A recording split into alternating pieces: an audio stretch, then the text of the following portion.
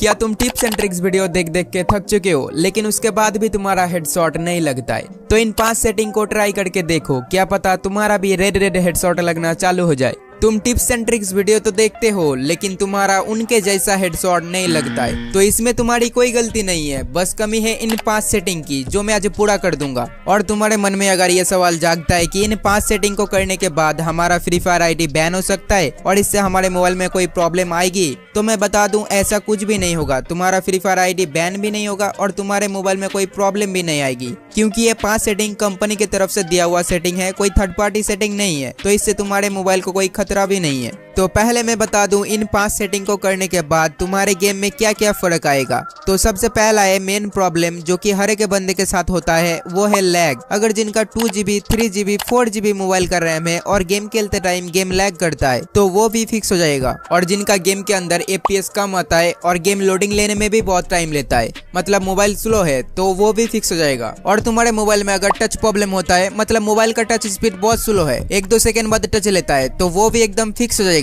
उसके बाद तुम देख लेना कि तुम्हें कौन सा सेटिंग ऑन करना है, किसको नहीं करना है। मतलब तुम्हारे मोबाइल में अगर टच प्रॉब्लम नहीं है तो उस सेटिंग को ऑन ही मत करना। और आज मैं जो 5 सेटिंग बताऊंगा वो सब सेटिंग तुम्हें डेवलपर ऑप्शन के अंदर मिल जाएगा। तो सबसे पहले डेवलपर ऑप्शन को ऑन कर लेना। तो हमारा जो पहला सेटिंग है वो है लैग के ऊपर। जिनका 2GB 3GB 4GB मोबाइल का रैम है और गेम खेलते टाइम गेम बहुत ज्यादा लैग करता है, तो ये सेटिंग करने के बाद तुम्हारा गेम का लैग पूरा खत्म कभी भी नहीं होगा, लेकिन 100 में से 50% हो सकता है। बेसिकली लैग जो होता है वो रैम यूजेस के ऊपर होता है और आज हम इसे रैम यूजेस को कम करने वाले हैं। और रैम यूजेस को कम करने के लिए हमारा जो सेटिंग है उसका नाम है लॉग बफर साइज। ये सेटिंग तुम्हें डेवलपर ऑप्शन के अंदर मिल जाएगा।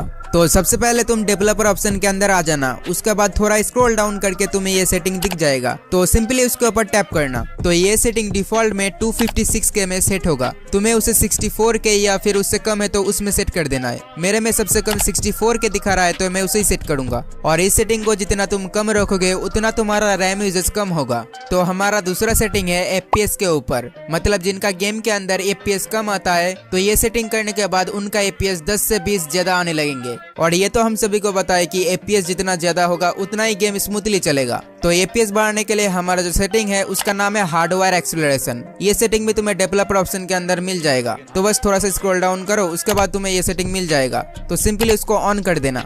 उसके बाद जो हमारा तीसरा सेटिंग है वो है टच प्रॉब्लम के लिए। जिनका गेम के अंदर टच प्रॉब्लम होता है, मतलब मोबाइल स्लो हो गया है, तो टच प्रॉब्लम को फिक्स करने के लिए हमारा जो सेटिंग है उसका नाम है एनिमेशन स्किल। तो ये सेटिंग तुम्हें DPI ऑप्शन के ऊपर में मिलेगा और यहाँ पर आने के बाद तुम्हें 3 सेटिंग दिखेगा और इन तीनों को एक एक करके 0.5x में सेट कर देना है। उसके बाद देखना तुम्हारा मोबाइल पहले से ज्यादा फास्ट हो चुका है। तो ये सेटिंग करने के बाद तुम्हारे मोबाइल में कोई प्रॉब्लम नहीं रहेगी, लेकिन अभी भी 2 सेटिंग बाकी है और वो 2 सेटिंग हेडशॉट मारने के लिए है। तो सबसे पहला सेटिंग है टॉकबैक सेटिंग एंड दूसरा सेटिंग है स्विच एक्सेस सेटिंग। तो सबसे पहले टॉकबैक सेटिंग को सर्च कर लेना, उसके बाद टॉकबैक सेटिंग के अंदर आ जाना। यहाँ पर तुम्हें टेक्स्ट टू स्पीच के ऊपर टैप करना है और ये जो तुम्हें 2 बार दिख रही है इन दोनों को एकदम फुल कर देना। ये करने के बाद तुम्हें वहां से बैक आ जाना है। उसके बाद तुम्हें जाना है वर्बोसिटी के अंदर और यहाँ पर आने के बाद तुम्हें चूज प्रीसेट के ऊपर टैप करना है। अब यहाँ पर आने के बाद इसको हाई पे सेट करके बैक आ जाना है। उसके बाद तुम्हें आ जाना है स्विच एक्सेस सेटिंग के अंदर। तो सबसे पहले स्विच एक्सेस सेटिंग को सर्च कर लेना, उसके बाद स्विच एक्सेस सेटिंग के अंदर आ जाना।